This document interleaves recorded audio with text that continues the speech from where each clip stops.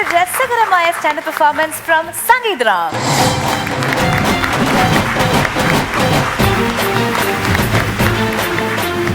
ഞാനിവിടെ ഒരുപാട് എപ്പിസോഡുകളൊക്കെ ചെയ്തിട്ടുണ്ടെങ്കിലും എൻ്റെ ചില സുഹൃത്തുക്കൾ എന്നോട് പറയാറുണ്ട് കേട്ടാ, ഓ മോനെ മൈസൂർ പാക്കിലും മൈസൂരില്ല എന്ന് പറഞ്ഞ പോലെ കേട്ടാ എൻ്റെ സ്റ്റാൻഡപ്പ് കോമഡിയിൽ കോമഡിന്ന്. അവരെ ഞാൻ കുറ്റം പറയാനില്ല. കാരണം പണ്ട് ഒരു 20 കൊല്ലം മുമ്പൊക്കെ ആണെങ്കിൽ ഒരു മാങ്ങ എടുത്തിട്ട് ഇതൊരു തേങ്ങയല്ല എന്ന് പറഞ്ഞ ആൾക്കാർ ഒന്ന് പോയടാ ചിരിപ്പിക്കാണ്ട് എന്ന് പറഞ്ഞു.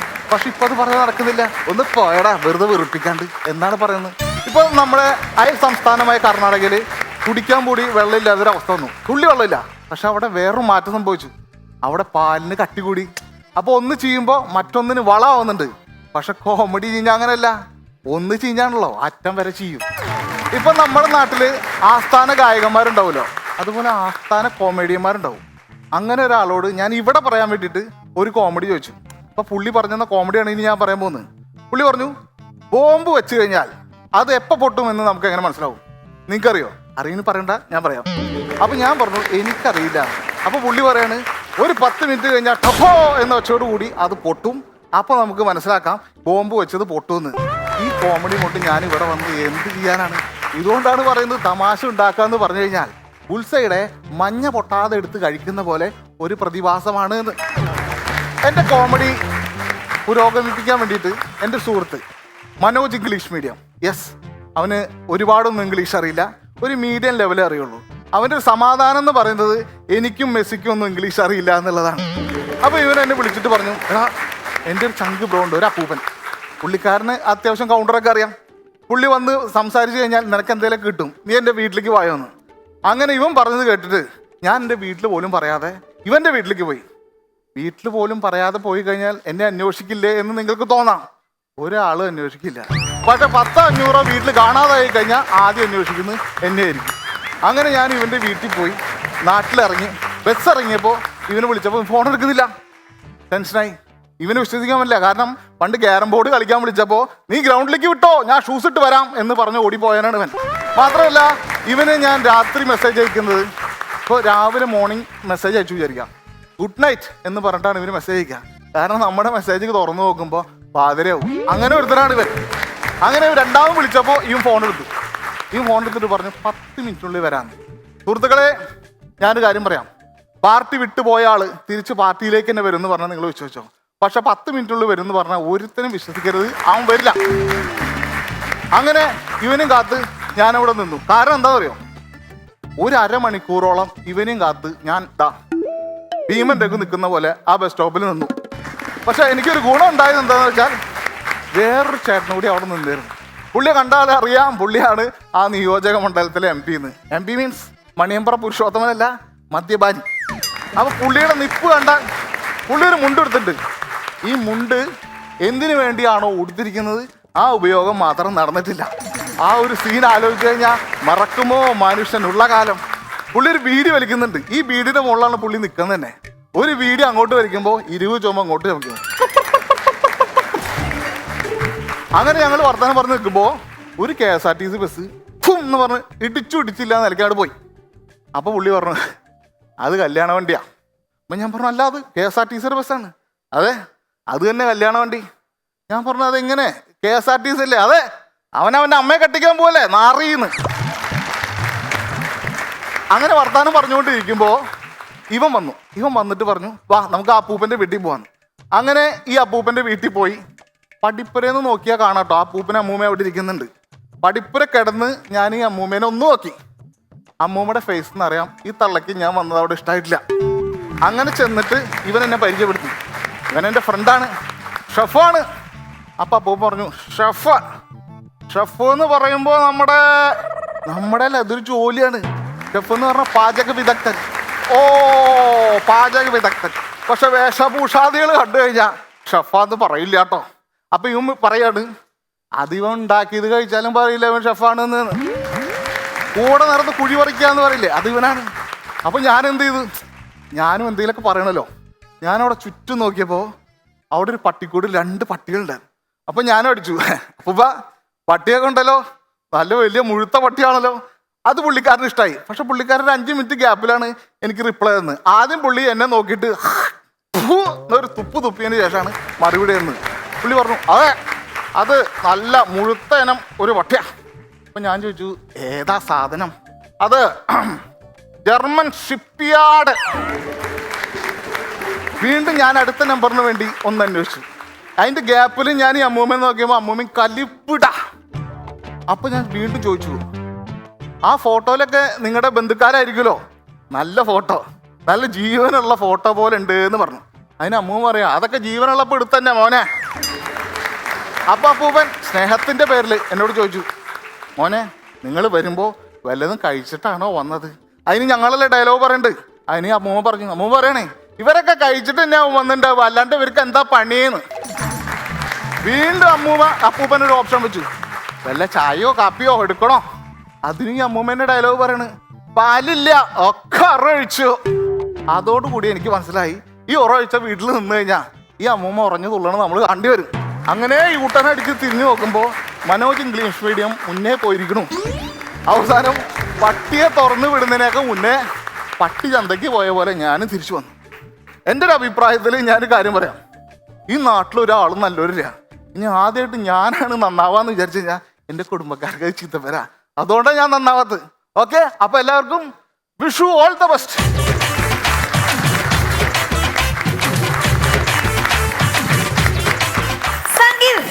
അങ്ങനെ 6 മാസത്തെ ഇടവേളയ്ക്ക് ശേഷം ഇന്ദുചൂടൻ വീണ്ടും വന്ന് കലക്കിയിരിക്കുകയാണ്. അടിപൊളി, സൂപ്പർ പെർഫോമൻസ്, അടിപൊളിയായിരുന്നു രമേശേട്ടാ. സംഗീതം അതിഗംഭീരമായിരുന്നു. അതിഗംഭീരം എന്ന് പറഞ്ഞാൽ അത്രയ്ക്ക് ഗംഭീരമായിരുന്നു പ്രകടനം. ഒരുപാട് നല്ല നർമ്മങ്ങൾ ഉണ്ടായിരുന്നു.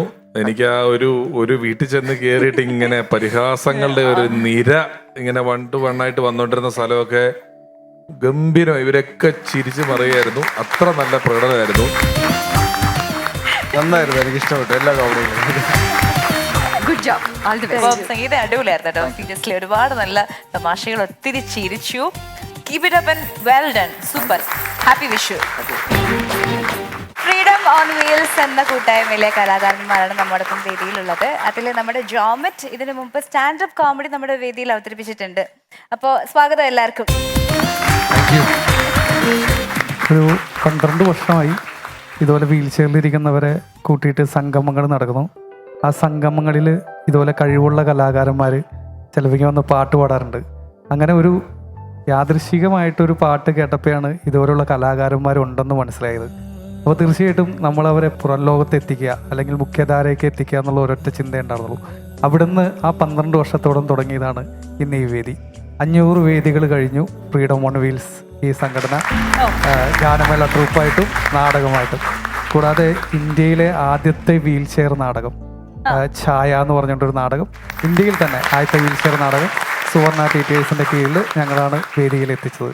അത് ശരിക്കും പറഞ്ഞാൽ സൂര്യ ഫെസ്റ്റിവൽ അതിലുവരെ 3ാമത്തെ സ്റ്റേജിൽ പോയി കളിക്കാൻ സാധിച്ചു. എനിക്ക് ജസ്റ്റ് കട്ടിയാണ്, എനിക്ക് ഉണ്ണീനെ പരിചയമുണ്ട്. തീർച്ചയായിട്ടും ഉണ്ണി ഞങ്ങളുടെ സെക്രട്ടറിയാണ്. നമ്മള് UMF ഞാൻ ഈ സിനിമ ചെയ്തപ്പോൾ ഞാൻ പറഞ്ഞല്ലോ, എൻ്റെ വ്യക്തി ജീവിതത്തിൽ എന്നെ ഒരുപാട് മാറ്റങ്ങൾ വരുത്തിയൊരു സിനിമയുമാണ്, കഥാപാത്രമാണ്. എന്തെങ്കിലുമൊക്കെ ചെയ്യണമെന്ന് ആഗ്രഹം ഉണ്ടായിരുന്നു. അപ്പോൾ എൻ്റെ കമ്പനി ഉണ്ണിമുന്തൻ ഫിലിംസ് ഞങ്ങൾ ഒരു 100 വീൽ ചെയറുകൾ ഈ അടുത്തായിട്ട് ഡൊണേറ്റ് ചെയ്തിട്ടുണ്ടായിരുന്നു. അതിൽ ഫ്രീഡം ഓഫ് വീൽസ് പെർഫോം ചെയ്തിട്ടുണ്ടായിരുന്നു. ഞങ്ങൾ ഉണ്ണീനെ കോൺടാക്ട് ചെയ്ത് നിങ്ങളെ സൈൻ ചെയ്തിട്ടുണ്ടായിരുന്നു. ഗംഭീര പെർഫോമൻസാണ്. ഒരുപാട് സന്തോഷമുണ്ട് നിങ്ങളുമായിട്ട് നമുക്ക് കൊളാബറേറ്റ് ചെയ്യാൻ പറ്റിയതിലും. ഇനിയും ഒരുപാട് അവസരങ്ങൾ ഫ്രീഡം ഓൺ വീൽസിന് ലഭിക്കട്ടെ. ഡെഫിനറ്റ്ലി ഈ സിനിമയുടെ വിജയം അതിനൊരു വലിയൊരു തുടക്കം തന്നെ ആകട്ടെ. Okay, thank you so much. ഞാൻ മാർട്ടിൻ, എൻ്റെ വീട് നെട്ടൂരാണ്, എറണാകുളം ജില്ലയിൽ തന്നെ. മരട് മുനിസിപ്പാലിറ്റിയിൽ ഇങ്ങനെ ആപ്ലിക്കേഷനൊക്കെ എഴുതി കൊടുത്ത് ജീവിക്കുന്ന ഒരാളാണ്. ചേച്ചിയുടെ പേര്? എൻ്റെ പേര് ധന്യ, മൂവാറ്റുപുഴയാണ് വീട്. ഞാനിപ്പോൾ വില്ലേജ് ഫീൽഡ് അസിസ്റ്റൻ്റ് ആയിട്ട് ടെമ്പററി പോസ്റ്റ് വർക്ക് ചെയ്യുന്നു. പേര്? എൻ്റെ പേര് സജി, സ്വദേശം വാഗമണ്ണാണ്. നിങ്ങളെപ്പോലെ ഇത്രയും ഇൻസ്പയറിംഗ് ആയ ആൾക്കാരെ മീറ്റ് ചെയ്യാനും നിങ്ങളുടെ എക്സ്പീരിയൻസ് ഷെയർ ചെയ്യുമ്പോൾ അത് കേൾക്കാനും പറ്റിയതിൽ ഒരുപാട് സന്തോഷം, അതിൻ്റെ ഭാഗ്യമായി കാണുന്നു. ഞങ്ങളുടെ സിനിമ ജയഗണേഷ് ഇതുപോലെ ഇൻസ്പയറിംഗ് ആയ സ്പെഷ്യലി ഏബിൾഡ് ആയ ഒരാളുടെ കഥയാണ് പറയുന്നത്. അപ്പം റിയൽ ലൈഫിലുള്ള സൂപ്പർ ഹീറോസ് ആണ് നിങ്ങളൊക്കെ. അപ്പം നിങ്ങളെ മീറ്റ് ചെയ്യാൻ പറ്റിയത് ഭയങ്കര ഇൻസ്പയറിംഗ് ആയ ഒരു കാര്യമാണ് എന്നെ സംബന്ധിച്ചിടത്തോളം. So thank you so much for coming here and നിങ്ങളുടെ എക്സ്പീരിയൻസ് ഷെയർ ചെയ്യുന്നതിനും നിങ്ങളുടെ ഈ സംരംഭം ഫ്രീഡം ഓൺ വീൽസ് എന്നുള്ള ഈ സംരംഭത്തിനെ പറ്റി സംസാരിച്ചതിനും താങ്ക് യു സോ മച്ച്. നമസ്കാരം. എല്ലാവരെയും കാണാനും പരിചയപ്പെടാനും സാധിച്ചതിൽ ഒരുപാട് സന്തോഷം. നമസ്കാരം സാർ. ഞാൻ ശരിക്കും പറഞ്ഞ ഈ സിനിമയുടെ തിരക്കഥ എഴുതുന്ന സമയത്ത് നിങ്ങളെ നേരിട്ട് കാണാൻ ആ സമയത്ത് എനിക്ക് പരിചയമില്ലായിരുന്നു. എനിക്ക് പരിചയമുള്ള 2-3 വ്യക്തികളോട് ഒരുപാട് ഡീറ്റെയിൽ ആയിട്ട് സംസാരിച്ചിട്ടുണ്ടായിരുന്നു. ഭയങ്കര ഇൻസ്പയറിംഗ് ആണ് നിങ്ങളെ കാണുന്നതും നിങ്ങൾ ജീവിതത്തിൽ മുന്നോട്ട് പോകുന്നതും. അപ്പോൾ നിങ്ങൾ ഏറ്റവും നമ്മുടെ ഒരു സാധാരണ ജീവിതത്തിൽ നമ്മുടെ ജീവിതത്തിന് ഭാഗമാക്കുക എന്നുള്ളതാണ് നമ്മളുടെയൊക്കെ ഉത്തരവാദിത്വം. അപ്പോൾ അതിൽ നമ്മളെ കൊണ്ട് പറ്റുന്ന തീർച്ചയായിട്ടും നമ്മൾ ചെയ്യുന്നതായിരിക്കും. ജോമറ്റെ അഴിച്ചുവിട്. ജോമറ്റ് ഇങ്ങനെ കത്തി നിൽക്കുകയാണെന്ന് എനിക്ക് മനസ്സിലായി. ജോമറ്റിന് എന്തൊക്കെയോ എനിക്ക് കാണിക്കാനുണ്ട്. ചെറിയ മിമിക്രി. പൊളിക്കും. അപ്പൊ നമ്മുടെ ജയ എന്ന് പറഞ്ഞ സിനിമയിലെ ബേസിലിന്റെ അമ്മയായിട്ട് ആ ക്യാരക്ടർ ചെയ്ത മനോഹരമാക്കി ചെയ്ത കുടശനാട് കനകം. അയ്യോ അടിയൊന്നുമല്ല, ചവിട്ടല്ലായിരുന്നോ ചവിട്ട്? അയ്യോ ചവിട്ടെന്ന് പറഞ്ഞ എന്നാ മാതിരി ചവിട്ടാ? എൻ്റെ ചെറുക്കൻ്റെ ആ പെണ്ണെടുത്ത് ചവിട്ടിയിട്ടേ അപ്പുറത്തെ ഗിരിജയുടെ പറപ്പിന്ന് പിറകിക്കോട്ട് വന്നു. അടുത്തായിട്ട് നമ്മുടെ സജി ഒരു മിമിക്രി. സജി ചേട്ടാ എന്തോ ഞാന് നമ്മുടെ അരിസ്റ്റോ സുരേഷ് ചേട്ടനൊന്ന് അനുകരിച്ചു. വെറൈറ്റിയോട് വെറൈറ്റിയാണ് പൊട്ടിച്ചോണ്ടിരിക്കുന്നത്. വരട്ടെ. എങ്ങനെയുള്ള ഒരു പാട്ടോടുകൂടി അദ്ദേഹത്തിന്. നീ ഞങ്ങളുടെ കണ്ണിൻ്റെ കണ്ണല്ലേടി പെണ്ണാളേ, നീ ഞങ്ങളുടെ ചങ്കിൻ്റെ ചങ്കല്ലേടി പെണ്ണാളേ, നീ ഞങ്ങളുടെ കണ്ണിൻ്റെ കണ്ണല്ലേടി പെണ്ണാളേ, നീ ഞങ്ങളുടെ ചങ്കിൻ്റെ ചങ്കല്ലേടി പെണ്ണാളേ. അയ്യോ സാറേ, തുറയുന്നു സാറേ, ഒന്ന് അഴിച്ചു വിടും സാറേ, പ്ലീസ് സാറേ. നീ ഏത് വിഷു വന്നാലും ഞാൻ ചട്ടിയിട്ട് പുറത്തിറങ്ങത്തോളൂ സാറേ. അയ്യോടാ, എന്നാടാ കണ്ടോടാ. Thank you. ഇനി നമ്മുടെ രമേശ് ചേട്ടൻ്റെയും ഉണ്ണിച്ചേട്ടൻ്റെ ഒക്കെ ബെസ്റ്റ് ഫ്രണ്ടായ ബാലച്ചേട്ടൻ്റെ സ്വണ്ടെന്ന്. ബാലയോ? ദൈവമേ, നീ എന്താ കാണിക്കേ? അപ്പൊ ഞാൻ പൊട്ടനാ ഇത്രയൊക്കെ സെഞ്ഞിട്ടിരിക്കുന്ന ഞാൻ പൊട്ടനാ? സന്തോഷ്, ഞാനൊരു കാര്യം പറയട്ടെ, കള്ളത്തനം പറയരുത്, സീരിയസ്ലി. ചേട്ടാ, നമുക്ക് വിഷു വരുമ്പോഴത്തേക്ക് ഓർക്കാൻ പറ്റുന്ന വലിയൊരു സിനിമയാണ് മീശ മാധവ്. അതിൻ്റെ അകത്തെ ആ കൊച്ചിങ്ങനീഫയും ജഗതി ചേട്ടനും തമ്മിലുള്ള ആ കോമ്പിനേഷൻ സീൻ അങ്ങനെ നോക്കാം.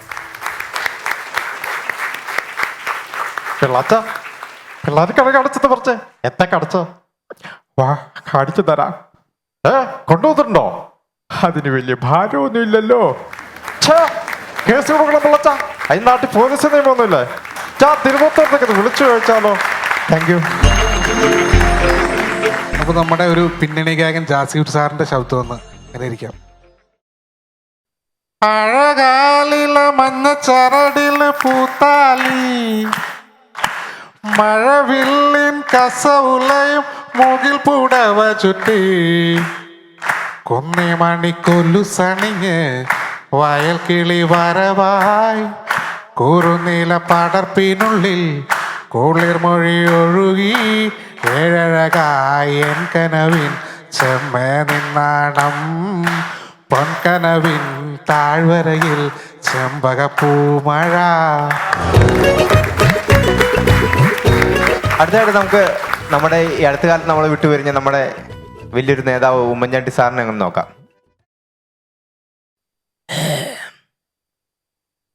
എല്ലാവർക്കും വലിയൊരു നമസ്കാരം. ഈ വിഷു ഞങ്ങളുടെ നാട്ടുകാരനാ. ഈ കോട്ടയം പെരുവയൊന്നും വലിയ ദൂരമൊന്നുമില്ലല്ലോ അല്ലേ? ഉണ്ണീനെ കണ്ടിട്ടുണ്ട്, രഞ്ജിത്തിനെ ഞാൻ ആദ്യമായിട്ടാണ് കാണുന്നതല്ലേ. പടമൊക്കെ കലക്കുന്നുണ്ട്. എല്ലാവരെയും ഇങ്ങനെ കാണാൻ പറ്റിയതില് വലിയ വലിയ സന്തോഷമുണ്ട്. എല്ലാവർക്കും എൻ്റെ വിഷു ആശംസകൾ. Thank you. ഒരുപാട് രസകരമായ വിഷു കാഴ്ചകളാണ് നമ്മുടെ ഫൺസ് പറയും ടൈം. ഉണ്ണി, എൻ്റെ ഉണ്ണി എവിടെ? ഉണ്ണി, എൻ്റെ ഉണ്ണി എവിടെ? എൻ്റെ ഉണ്ണി ഇവിടെ എവിടെയോ ഉണ്ടല്ലോ. എൻ്റെ ഉണ്ണി, എൻ്റെ ഉണ്ണി എവിടെ? ഇതെന്റെ ഉണ്ണിയാണോ? അല്ല, ഞാനാണോ? നീ നല്ലവനായ ഉണ്ണിയല്ലേ? ഉണ്ണി, എൻ്റെ ഉണ്ണി, ഇത് മുത്തശ്ശിയുടെ ഉണ്ണിയൊന്നല്ല, ഇത് വേറെ ഉണ്ണിയാണ്. ഇത് വേറെ ഉണ്ണിയാണെന്ന്. ഇത് മറ്റേ സിനിമയിലൊക്കെ അഭിനയിക്കുന്ന ആളെ കൊണ്ടുവന്നതാണ്. ഞാനിപ്പോ ക്ലിയർ ചെയ്ത് തരാം. വേറെ പ്രശ്നമൊന്നുമില്ല. പുള്ളിക്കാരത്തിയുടെ മോൻ ഒരു ഉണ്ണിയുണ്ട്. ഈ പുള്ളിക്കാരത്തി എന്ന് വിളിക്കുന്നത് നിന്റെ അമ്മയാണോ? അല്ല, മുത്തശ്ശി. ആ, മുത്തശ്ശിയുടെ ഒരു മോനുണ്ട്, ഒരു ഉണ്ണി. അങ്ങേര് ഒരു പൂരപ്പറമ്പിൽ വെച്ച് മിസ്സായി പോയി. അങ്ങേരെ പേര് ഉണ്ണി എന്നാണ്. അപ്പൊ ഇതുപോലെ ഏത് ഉണ്ണി വന്നാലും ഇങ്ങനെ ഉണ്ണി എന്ന് പറഞ്ഞ് എനിക്ക് ശല്യം ചെയ്യും. അതാണ് പ്രശ്നം. നിങ്ങളുടെ പേര് ഇതുപോലെ കഴിഞ്ഞ ദിവസം ഇതുപോലെ ഒരു ഉണ്ണി അന്വേഷിച്ച് പോയിട്ട് കാസർഗോഡ് നിന്നാണ് പിടിച്ചോണ്ട് വന്നത്. കാസർഗോഡ് പോയാ? ആ, രാജ്മോഹൻ ഉണ്ണിത്താൻ സാറില്ലേ, പുള്ളിക്കാരന്റെ അവിടെ പോയിട്ടാണ് പിടിച്ചോണ്ട് വന്നത്. പുള്ളിക്കാരന് പ്രചരണത്തിന് പോലും പോകാൻ പറ്റാത്തൊരവസ്ഥയായി പോയി. അതുപോലെ തന്നെ ഒരു മിനിറ്റ് ഞാനൊന്ന് പറയട്ടെ. എറണാകുളത്ത് പോയ ദിവ്യ ഉണ്ണിയുടെ വീട്ടിൽ പോയി വെറും അലമ്പ്. കഴിഞ്ഞ ദിവസം തിരുവനന്തപുരത്ത് പോയി. അവിടെ പോയപ്പോ നമ്മുടെ ഊർമിള ഉണ്ണി ചേച്ചിയുടെ വീട്ടിൽ പോയിട്ട് വെറും അലമ്പ് വീണ്ടും. എന്നിട്ട് അവിടുന്ന് വശഗന്ധി എന്തോ സാധനം മേടിച്ചിട്ടാണ് ഇങ്ങോട്ട് പോകുന്നത്. അത് നിങ്ങളുടെ ഉണ്ണിയല്ല, അത് വേറെ ഉണ്ണിയാണ്. ഞാൻ പറഞ്ഞുതരാം, ഇപ്പൊ ക്ലിയർ ചെയ്ത് തരാം സാർ. അതായത് ഇത് നല്ലവനായ ഉണ്ണി, അത് ഉണ്ണി മുകുന്ദൻ നല്ലൊരു നടനാണ്. ഇത് മുത്തശ്ശിയുടെ ഉണ്ണിയല്ല, അത് മുത്തശ്ശിയുടെ ഉണ്ണിയല്ലെന്ന്. ഇന്നാൾ ഞാൻ ഇത് നടക്കുകയല്ല കേട്ടോ. ഈ അമ്മൂമ്മയുടെ ശല്യം കാരണമാണ് ഉണ്ണിമേനോ മദ്രാസിൽ പോയി താമസിക്കുന്നത്. ഇവിടെ ഒരു പരിപാടി നടക്കുന്നില്ല. ഒരു മിനിറ്റ് രമേശ് ചേട്ടാ, വേറൊരു പ്രശ്നം കൂടി ഉണ്ടായി. കഴിഞ്ഞ ദിവസം ഇവിടുത്തെ അടുത്തൊരു പള്ളിയുണ്ട്, അവിടെ പോയിട്ട് ഉണ്ണിയേശുവിനെ എടുത്തോണ്ട് വന്നിട്ട് നാട്ടുകാർ മുഴുവൻ എന്നെ എടുത്തിട്ട് പരിമാറിയാണ്.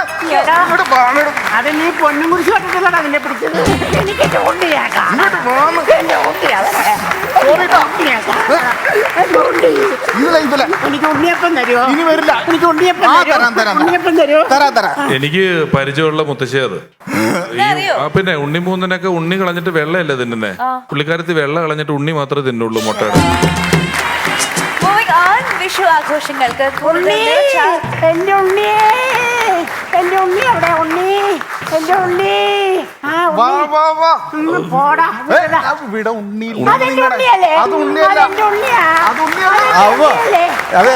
ഞാൻ വരാം. മുത്തശ്ശി, മുത്തശ്ശി, മുത്തശ്ശി, മുത്തശ്ശി, മുത്തശ്ശി, ഞാൻ വരാന്ന്. മുത്തശ്ശിനെ ജയഗണേശ് കാണാൻ കൊണ്ടുപോകും.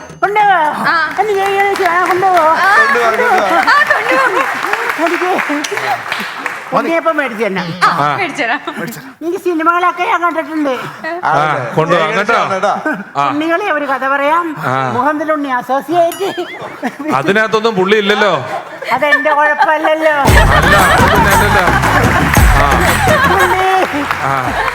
മോനെ, നിന്റെ പേരെന്നാടാ? എന്റെ പേര് ഉണ്ണീന്നായിരുന്നു, ഇപ്പൊ പേര് മാറ്റി, രാജു. ഉണ്ണി, എന്റെ ഉണ്ണി, ഉണ്ണി, ഉണ്ണി, ഉണ്ണി, ഉണ്ണി, ഉണ്ണി.